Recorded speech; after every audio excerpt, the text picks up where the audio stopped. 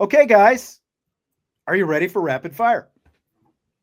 Apparently, I am. Since Vince is here. So Vince is here. He wanted to come in for this first topic. I don't know how long he's going to stay, but he's bobbing. He's weaving. Had a little group text today. Now, remember, there's only so much we can say about this. That's but okay. We have a big announcement coming up very soon for this show. We teased this a little bit at the end of last week, and people were like, what's going on? Scale of 1 to 10, how excited are you for it? Jesse. Oh, I thought Vince was leading. Oh, I'm sorry. I saw you pointing with the no, I was pointing raising up. your hand. Okay. Vince, go ahead. Scale of 1 to 10, it's probably like a 9.25. I don't want to get too excited. I don't want to go to 10 yet. Just because there's, things that still need to be worked out. I still got some unanswered questions. So, but I'm very excited for. You can ask me anytime. I know. Well, I think there's still some stuff that, we have to figure out as a group. But Agreed. I'm very excited about the twist we are about to put on the show and the ripple effect that it will have. So that's what I'm going to say. I'm excited.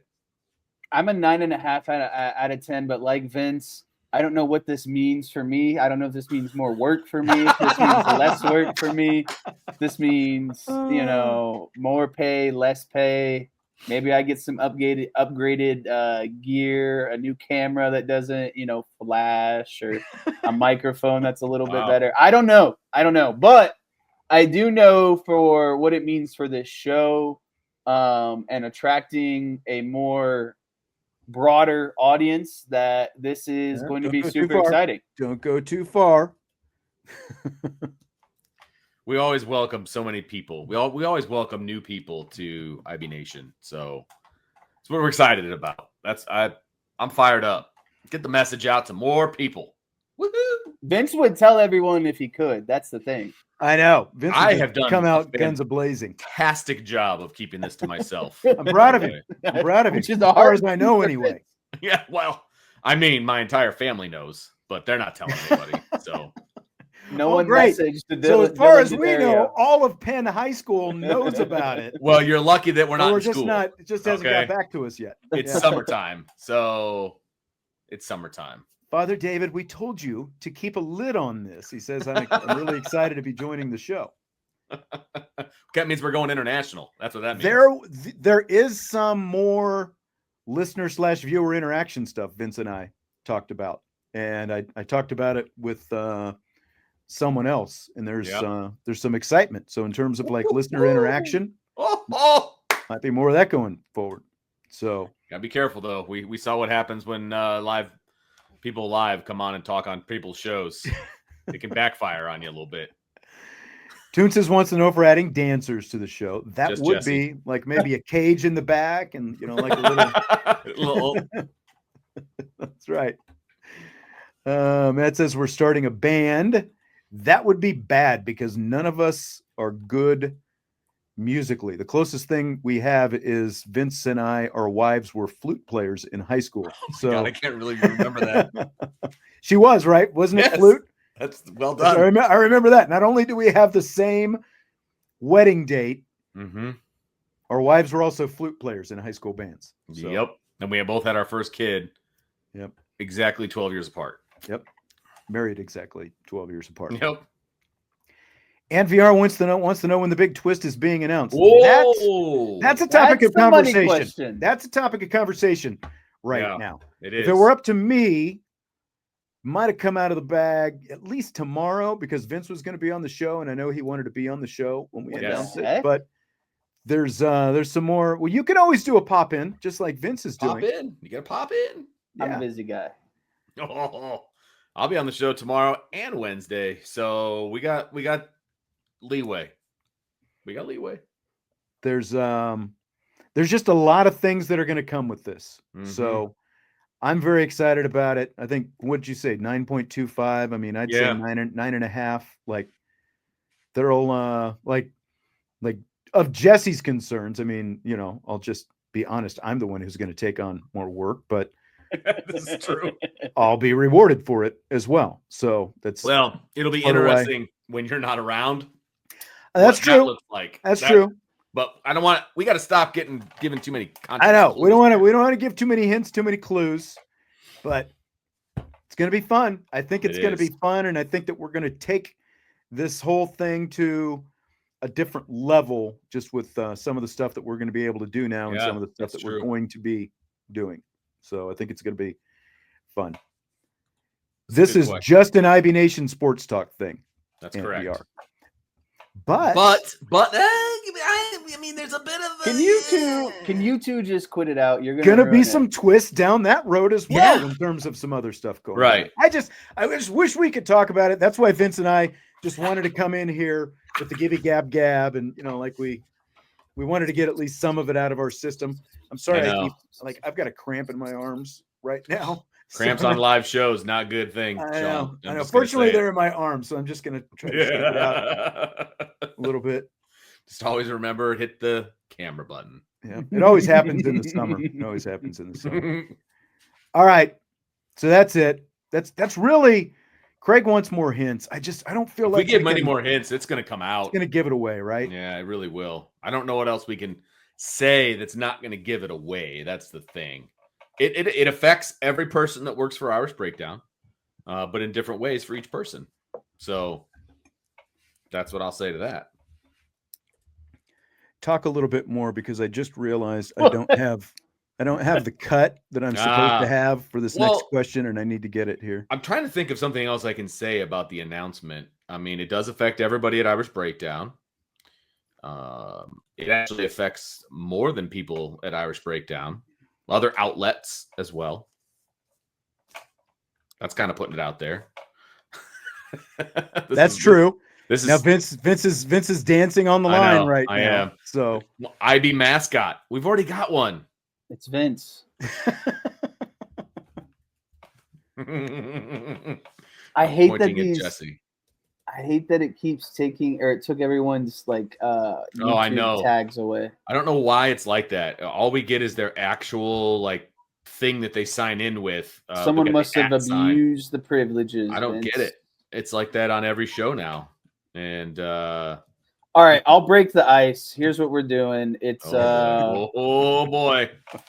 IB will be on field during the night game this season.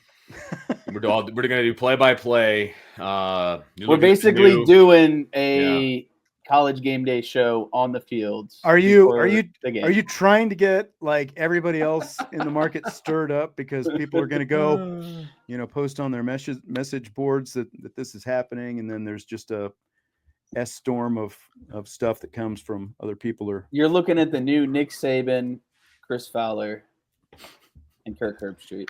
I think you're going to like it. I guess the question is, Vince, we're going to like it. Yeah.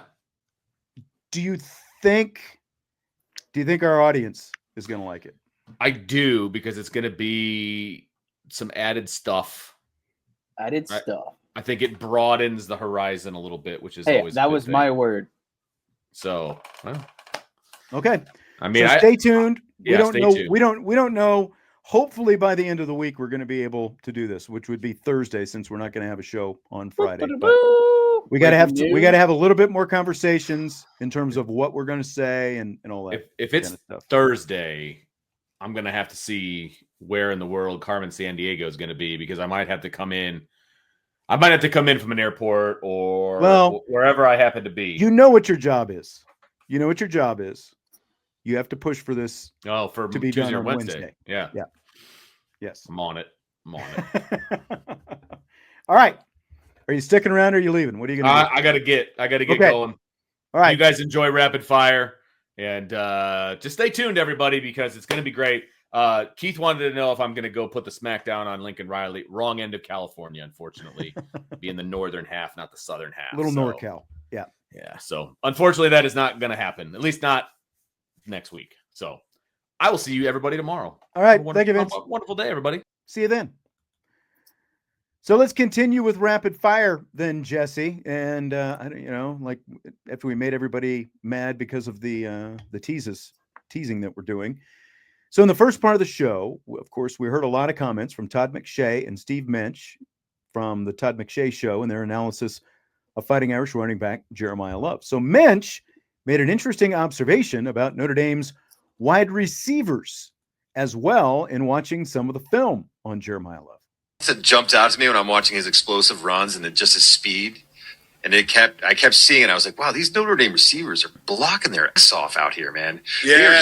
They are fighting. And then it dawns on me, I'm like, of course they are. They know that if they can secure that block, if they can stay, just stay on the guy for 2-3 seconds, they've got a chance of this being a game-changing play. It's not like they're out there like, I'm not blocking for this 4.7 ass. Well, you better block at Notre Dame because you don't get to run routes very often anyway. All right, so Mensch with some, good observation. McShay coming in hot there at the end. You don't get to run routes very often.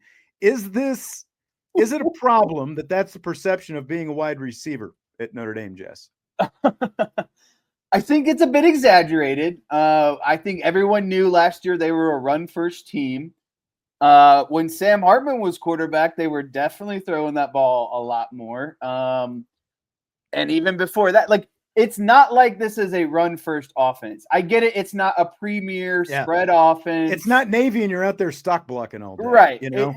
You're not – it's not the Ohio States or, the Ole Misses or, maybe some of the Alabama offenses in terms of firepower, but they're still going to throw the ball and you're still going to get your shots. But I think it's first, the two observations, basically. First observation, I think it's great that, that they notice how well Notre Dame blocks. And that's the thing is Jadarian Price, Jeremiah Love, Riley Leonard, whoever it might be, they're not making those type of runs without good perimeter blocking. So exactly, it's good that is reinforced by the wide receiver coaches. So I think that's a huge praise to Notre Dame's wide receiver coaches and really to the wide receivers of they can still be committed even if the play isn't directly benefiting them at the end of the day.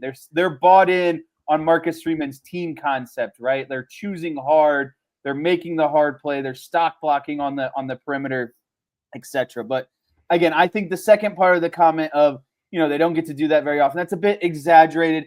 And they know who's playing quarterback this year, and they know who the offensive coordinator is going to be. So Riley Leonard was a very one-off type of offense where there was going to be a lot more running than there was passing. But you would hope that those wide receivers are going to enjoy the fruits of their labor this season because C.J. Carr is going to throw the ball. And I think that's going to, again – he's willing to throw contested passes as well. He's willing to give these guys 50-50 balls. And, I mean – it's been a while since you've seen a Notre Dame quarterback who was fully willing and committed to doing that. And that's going to be one of the biggest differences in this offense is the receivers are going to be more involved. But, to the point of what he's talking about with these guys as runners, look at the size of some of these guys, especially when you look at Jaden Greathouse, and now you're going to get Malachi Fields in the mix as well. The size of you would expect those guys to be committed to the run game, but you can also now, because you have a different kind of quarterback. Last year was obviously you had to suit things to Riley Leonard, because if you just kept trying to pound a square peg into a round hole, you weren't going to make it to the playoff, let alone all the way to the national championship game. You had to suit that to Riley Leonard and what he did well, not ask him to go beyond that. And so that obviously required the wide receivers to block a little bit more. And I'm sure there's still going to be fully engaged, active blockers when it comes time to block in the running game, but they're also going to be a lot more involved in the pass game this year. That's obviously going to be good for everybody because that also means because of that threat, then, that just gives more open space for Jeremiah Love with the ball in his hands. Fill in the blank. CBS Sports has a projection for this season's college football playoff bracket. They have Notre Dame as the number 5 seed playing number 12 seed Navy, and it would be blank if that happens. It would be phenomenal if that happens. It means, in my opinion, Notre Dame accomplishes the 2 goals for this season, make the playoff and win in the first round, because if you get Navy in the first round, you sure as heck better win. And I would stack my money pretty high on Notre Dame to win a home playoff game against Navy. So to me, that's you could, maybe moan and groan that they're not one of the top 4 teams in the country, whatever, but they're still in the, top 8. They'd get a favorable first-round matchup, and they're in the playoffs. So that's phenomenal to me. I mean, from a Notre Dame perspective, obviously you can't control who you're going to play, and if Notre Dame is the number 5 seed, I mean, would you sign up for that right now? I think yes, most people would especially probably if you're sign getting up. to play Navy. Yeah, exactly. 5 seed means you probably got 1 loss, and you're going to play means Navy. You're not playing a 1 through 4 until like the quarterfinals or semifinals potentially. Where I have the problem with it is the Navy thing, because that is Navy's not making it. That's saying they're going to be the top ranked group of 6. Now, if you look at their schedule, Notre Dame is the only Power 4 team that they're playing. They're going to play Army, obviously, at the end of the season. They're going to have Air Force. They're going to have, and we're going to get into their schedule here in just a second. Like, they're going to have a very manageable schedule, but they had a very manageable schedule last year as well, and they were undefeated and ranked in the top 25 when they played Notre Dame, and Notre Dame just beat the brakes off them.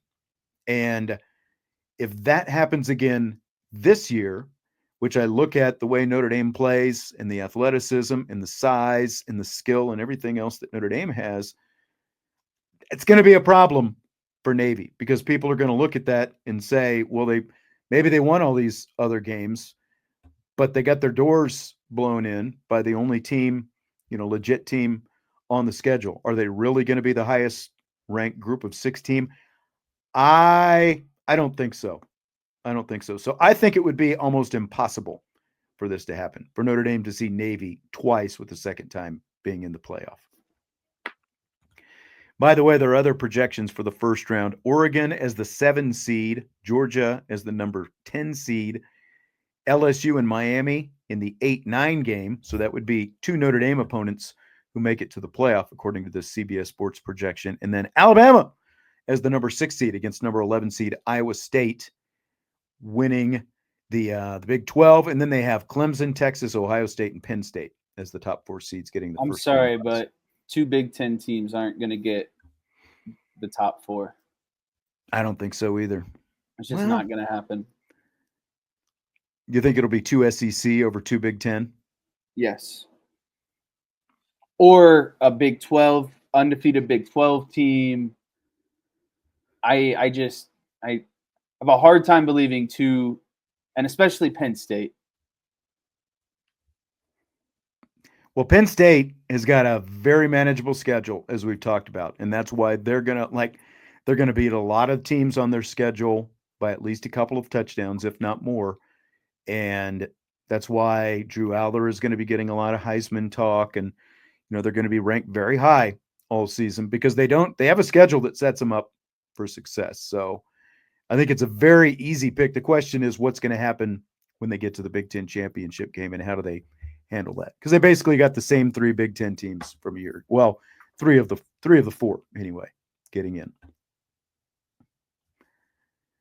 Yeah, DJ says every year people say Iowa State. Why? I mean, it's an easy pick. Yeah, I mean, he's been they're the most consistent. They're about the most consistent. That's what I was going to say. Like in terms of like that top 4 or 5, they're very consistent.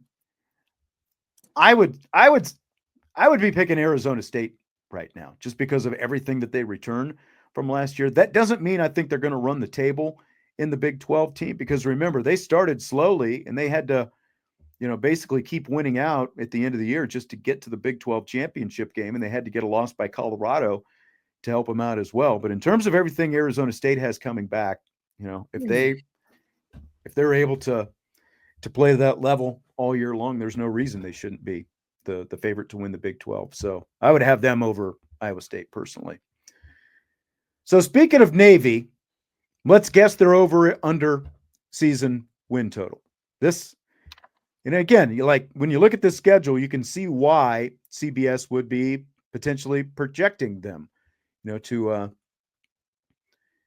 be the top group of 16, because you've got Blake Horvath coming back and everything that he did last year. But they start off with Virginia Military Institute. That's a win. Then they've got Alabama Birmingham. It's a win. At Tulsa. It's a win. Rice. It's a win. Air Force. It's a win. At Temple. Win. Florida Atlantic. It's a win. North Texas. Are they the ones that's joining the Pac-12? No, that is Texas State. Texas State. Okay, Yeah. that's a win. At Notre Dame in November. It's a loss. South Florida. It's a loss. They're going to win South Florida. Do they get the after effect like last year? Because remember, they got beaten pretty badly against Notre Dame, and then they turned around the next week and went to Rice and lost that game as well and scored the fewest points they had scored all season in that game, even less than they scored against Notre Dame. So, like, do they get an after effect there if they come in, with what would that be, an 8-game winning streak going into the Notre Dame game? Memphis. I'm going to say loss. And then Army-Navy game. So my favorite thing to do on these, like I've kind of told you before, is you look at the maybes. I think they have 3 definite maybes, maybe 4. So I'm going to go ahead and set it at 9.5. I'm trying to figure 9.5 or 10.5. I think it has to be. It's got to be pretty high. Let me think. 2. I think it's. Man. 10.5 just feels too high. I know. want to say 10.5. That's the thing. Well. I want to say 10.5. It's got to be 9.5. But though. I think that's too high. I think you're right. All right. Let me look them up. They better be in here because, oops. I don't look at these in advance. Come on. I don't look at these in advance so that I don't cheat and see what the number is before we do it on the show. The fun of it is guessing it live on the show. Okay, so Navy, are you locked in at 9.5? Yep.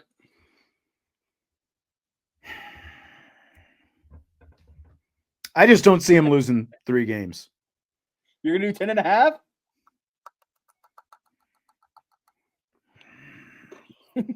I'm going to go 9.5. I'm going to go 9.5. Changing my mind. I'm going back and forth. Man.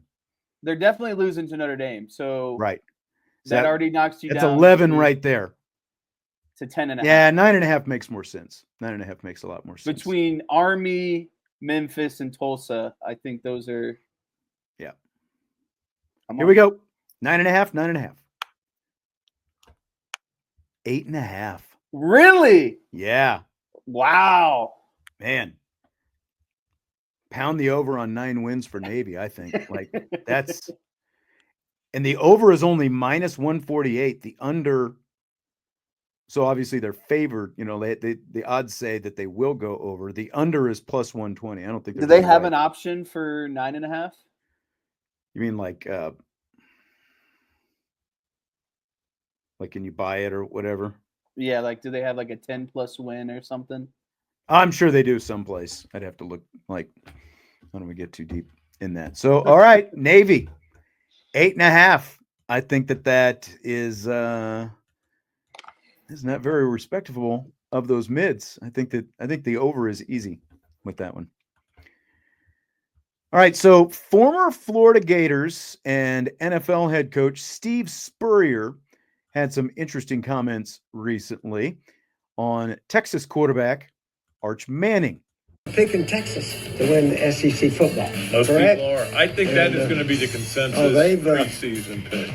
They've got Arch Manning already winning the Heisman, too. Yep. And my question is, if he was this good, how come they let Quinn Ewers play all the time last year? Even though he was hurt all. Yeah. Yeah. And he was a 7th-round pick. Yes. All right. Why'd they let Quinn Ewers play so much last year? I love listening to Steve Spurrier talk. Wants to know, do you buy or sell anything that Steve Spurrier is saying? I sell it. I think Steve Spurrier was kind of being a hater there, to be honest with you. I think it makes perfect sense why you don't throw Arch Manning to the wolves as a freshman with all of the talent that was on Texas. Like, he didn't have any starting experience. And the last thing you want to do is throw a kid out there and just ruin his confidence off the rip, right? Like, I just think there was too much to shoulder with how much talent there was for Texas last season. I think it made sense to put Quinn out there. But it's Could they have done more to incorporate Arch Manning as, Quinn got hurt and, the season kind of went on? Sure. But to me, it sounds like a lot of hater energy at the end of the day. Like, again, I don't – with how far Texas – what the expectations were, I think there was serious national championship aspirations. I just don't think you ask a freshman quarterback to take all of that on. Yeah, you've just been to the college football playoff with Quinn Ewers, and you have him back. Obviously, there's a lot of hype, a lot of expectations on Arch Manning, so that does add a different dynamic to it. But Quinn Ewers still threw over 30 touchdowns and got him to the playoff last year.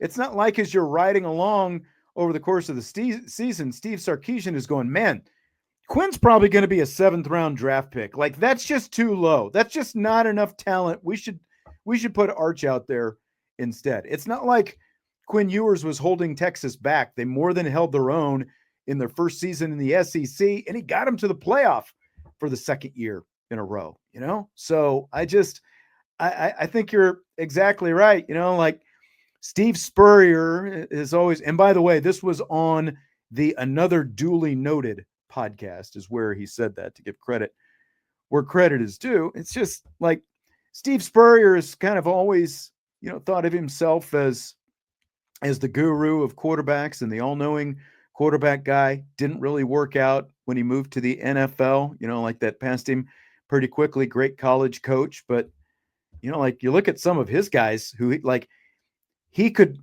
take some guys who had some talent, but like they had some elite numbers and a lot of wins when he was there at Florida, but none of that necessarily translated to NFL success either.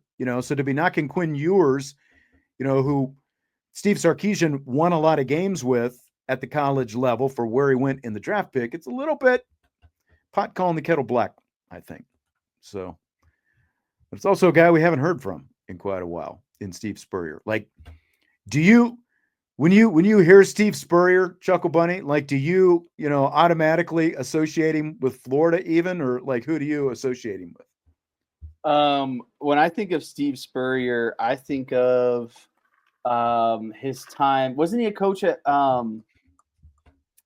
Washington? I remember him more so during his NFL career than I do his college career, to be honest with you. Yeah. I wanted to say Arkansas, but I know he didn't coach for Arkansas. I'm getting him confused with someone else. But he actually won a Heisman at Florida, playing for the Florida Gators, and then was the head coach for a long time. He was the coach with the visor. It was like him. Oh, I know who Steve Spurrier is. Oh, that's who I was asking. Like, who did you think I was talking about? No, I'm saying I thought for some reason I thought he was the guy that coached Arkansas for a while, but it definitely wasn't. Gotcha. A decision on whether or not to expand the NCAA men's and women's basketball tournaments is going to be made in the upcoming weeks. If the decision to expand goes through, it would be for the 2025-26 season. So it wouldn't be for this season. It would be for – now hold it. It would be this season. It would begin this season. The tournament would expand to no more than 76 teams. So they're talking about potential expansion up to 76 teams for this year. Buy or sell it? I'm a huge sell on this. I think that I don't even like the fact that they do the play-in games with 68 teams. Like me personally, I think it's kind of feels like a participation trophy or reward trophy when you start adding teams like this. Like, oh, we want more games and more viewership and more money, so let's expand the tournament. Like, it should be a prominent club. It should mean something to get into the tournament at the end of the day. I like the format that they have now. I think there are plenty of teams, plenty of variety. You get all these different, mid-conference winners. You got your at-large bids. Everything is taken care of. To me, again, I don't like taking away from kind of the value in making the tournament as is for a lot of these schools, and it's an accomplishment just to make the tournament. So the more you dilute that and the more you let people in, I think it takes away from making the tournament. Fuddy-duddy. You might as well just have a shirt. You might as well just like swoop your hair back and have a. Well, at what point are we just going to let everyone play? Might as well have a shirt that says Vince on the front. Might as well just get rid of the NIT and let everyone in. You're only adding like 8 teams. Like the tournament at one point used to be 32. So should college football just go back to leather helmets and have never made a change? Like to the 1940s, nothing should ever progress. Like should we just have the BCS? Yeah, but do you watch March Madness? Go back pre-BCS. I need more games. Go back pre-BCS and have the number 1 team playing in the Orange Bowl and the number 2 team playing in the Rose Bowl and not even play each other.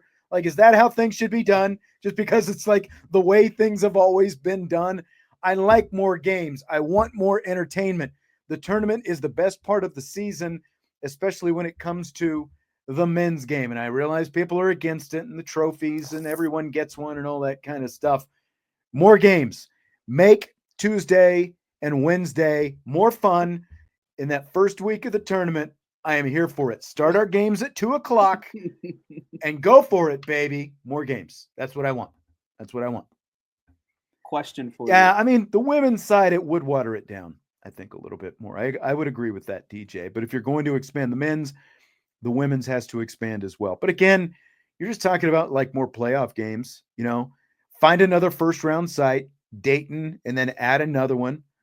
Maybe Dayton and Denver, the 2 Ds, get, like those play-in games or something like that. So like the teams from the West don't have to travel as far and that kind of stuff, because that's a big thing too, is like those play-in games are starting at like 7:15, 7:30 Eastern time, and then 10:00. We're like, remember Notre Dame's last trip to the tournament when they had to play in Dayton? They won, but then they had to fly all the way. Wasn't it Los Angeles that they played in? And, they got in at like 5 a.m.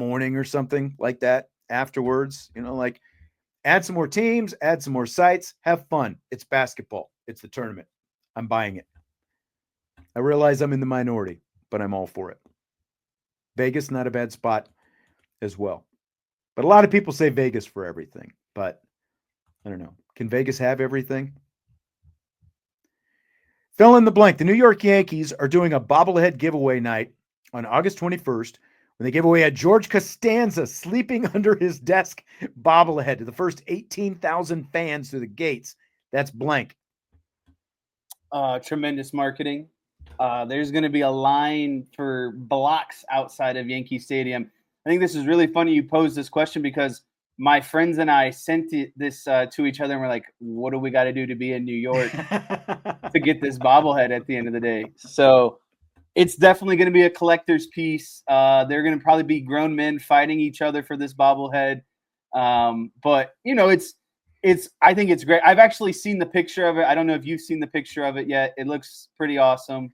I have. And the irony is, they're calling it a bobblehead. I don't think his head's actually going to be bobbling because he's literally got his head on a pillow underneath the desk, just like the episode of Seinfeld where he built the like the whole living quarters and bed underneath his desk so he could take the nap. It is fantastic, is what it is. Are you going to go get yourself one? I was going to say my birthday's coming up in October. You might have to be searching eBay after the fact. And, be thinking about me for my birthday. So last year they did the Cavs did a bobblehead for the Kelsey brothers and we got a couple extras and I actually sold one on eBay for like $150. I can't imagine what that Seinfeld one will go for. Oh man, no kidding. They're also doing this for a Red Sox game. It's like on a Tuesday night too, which is interesting. But it's a Red Sox game in August. It's like, I don't think school is back in at that point. Like you should have a pretty good crowd for that game already. Like, yeah, surprised they're not doing it for like, Orioles or Blue Jays or Tampa Bay Rays or whoever. It seems odd that they're giving away a high value, prize like that for a Red Sox game. But hey, give it to the Yankees. Neither one of us are Yankees guys, but that's like high quality gifting right there. Need to see the Cubs work on something like that. I have my Shota Imanaga bobblehead, so I'm good. Couple service announcements here now that we're at the end of the show. Okay. Did you like my new hat today? I'll give you bonus points if you can tell me who it is. The A makes it look like Arizona Diamondbacks, but I don't recognize. Double A team. I'll give you a hint. Nearby. Akron. Arrows. I was blanking on what Akron would be. So the Akron Arrows. Have you been to a game there? Double A game Friday after work when I was in Akron. How was that? It was a lot of fun, actually. They were playing they're the Akron Rubber Ducks now. They were playing the Nationals affiliate, and Paul DeJong was doing a Double A stint. So I heckled him the entire time because I hated him every minute he played for the Cardinals. Nice. Then last public service announcement. I don't know if you saw this, but have to give a shout out to my alma mater, Siena Heights University. They're closing down next year after next academic year. Really? So RIP to Siena Heights. Yeah, they don't have the financials to keep going. No kidding. Yep. Just announced today. Got an email this morning that. Is there going to be like some kind of big reunion or anything for everybody before they shut it down? We were talking. It's like we got to go to homecoming. That school it's like one of those, like it was founded by Dominican sisters. Like, was it early 1900s or even late 1800s? Do you remember? I'm gonna Google when they started. Don't even know the history of your own school. It was founded by the Adrian Dominican sisters in 1919. So they're going to be shutting down after over 106 years. Wow, that's crazy. So I hope my degree still stands. Yes, your degree still stands, but it sucks that you'll have a degree from a school that's no longer in existence. Well, that's the crappy part. Is a lot of people are like, "Who?" When you say Siena Heights, and now it's going to be even harder because it's not. Right. They can't even find it. They were around for 107 years, but then they shut down. In 1926. So is this the last year of school then this year? Yeah, the 25-26 year will be the last year that it operates. Yeah, and I mean, like a lot of other NAIA schools in recent years, they started up football just a few years back, a little bit, a few years before you got there for the specific purpose of trying to generate more interest and enrollment and stuff like that, because not everybody got full scholarships and obviously it didn't work out. And our former next door neighbors, as it turned out, we didn't know this until like after you started taking visits, in that house that we previously lived in, they were both Siena Heights University alums. And then about a year or two after Jesse started going to school there to play football and baseball, they actually moved back up there to Adrian, Michigan, where it's located. And he became one of the deans there. I think didn't he get into like fundraising and stuff like that? Yeah. Yep. Man, yep, he was. That's too bad. I know, crazy times, but they made it sound like it's kind of going to be a sweeping trend. A lot of these smaller schools, I think, are going to start shutting down. And I have a friend who works in admissions at Holy Cross, which is a small school right across the street from Notre Dame, and he said post-COVID, a lot of these smaller schools are really struggling. So really unfortunate, but had to give a shout out to the alma mater, and I will definitely be at homecoming this upcoming season. We'll give our PSA, if you went to a small school like that and you can afford to give back, it sounds like maybe you should get in touch with somebody because they could really use the help right now, regardless of where it is. Because even though they might be small schools, there's still a lot of really good education and really good athletic opportunities as well, that come along at those schools. Father David, by the way, says you're thinking of South Carolina with the Steve Spurrier stuff. And I forgot that Spurrier, obviously, I was thinking about. After Lou Holtz's time was done, Steve Spurrier was the head coach at South Carolina. So that's kind of the color scheme that you I knew it was a red school in the South. Yep. Looks like Tommy got in just in time for us to shut things down tonight. Tommy is closing it down with us. Last call. Here we go. All right. Well, we appreciate you being here. And again, we've got some big news that's going to be coming up. Fingers crossed. Hopefully we're able to announce it sometime this week. We will let you know as soon as we can. And it's like summer. Got to get some electrolytes in the body. Hit the like button before you leave. We have got a guest on tomorrow's show. Our old friend Carter Curls will be in, and we'll talk a little Texas A&M football with Carter Curls tomorrow. Hit the like button. We'll talk to you then. IB Nation Sports Talk.